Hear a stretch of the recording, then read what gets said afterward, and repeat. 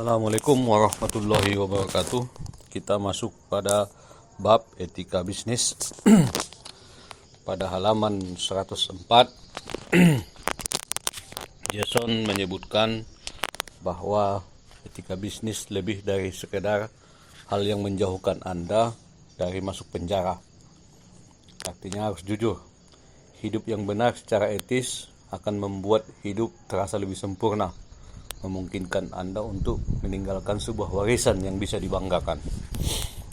Artinya kelanggengan usaha itu dalam jangka panjang itulah yang menjadi tujuan.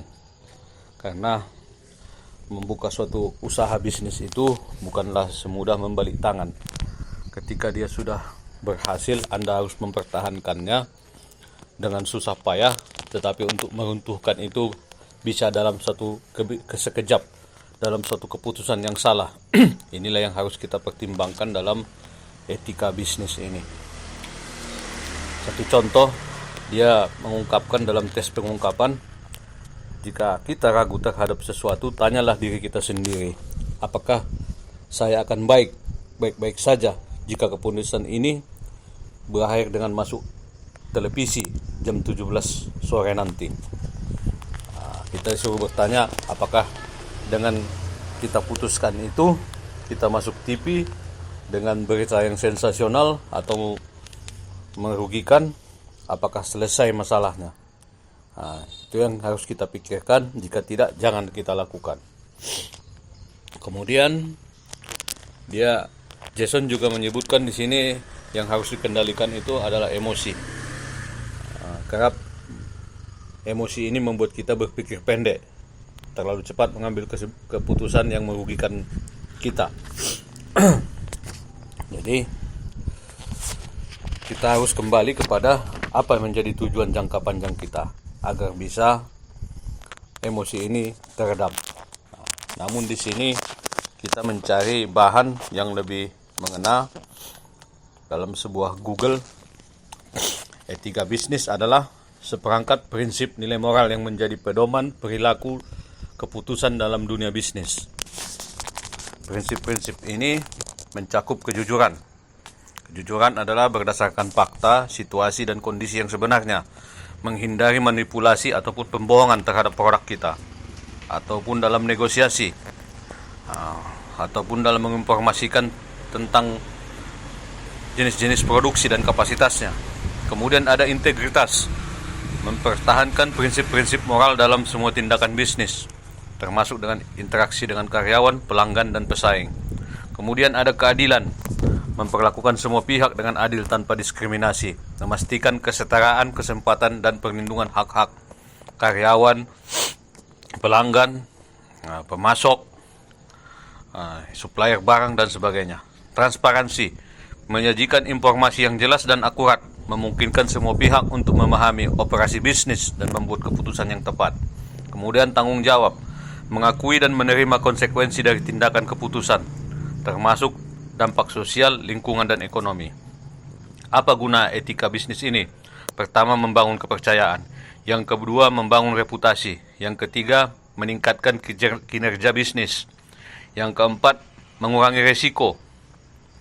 Resiko hukum, resiko keuangan, dan resiko nama baik. Kemudian mendorong inovasi. Mungkin itu saja sebagai pengantar. Kita harus lebih banyak memperdalamnya dari materi-materi yang lain.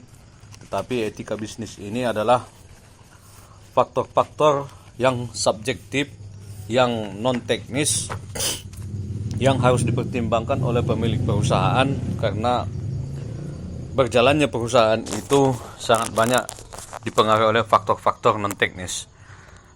Percuma Anda mempunyai mesin, mempunyai sejumlah tenaga kerja yang ahli, mempunyai fasilitas yang cukup, tetapi tidak ada keharmonisan, tidak ada komunikasi yang baik, ini akan lumpuh.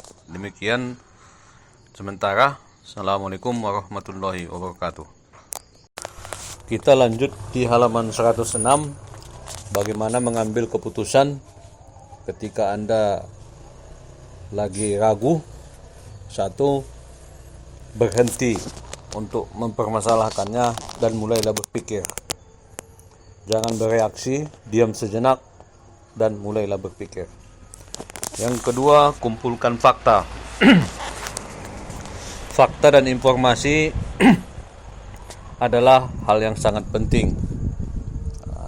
Anda harus menunggu beberapa saat ataupun melibatkan orang-orang yang bisa memberi penjelasan, karena dengan fakta ini segala sesuatunya akan menjadi jelas. Karena dalam mengambil keputusan ini Anda harus sadar banyak hal yang harus dipertaruhkan, banyak hal yang harus kehilangan nanti kalau kita gagal mengambil fakta. Berikutnya,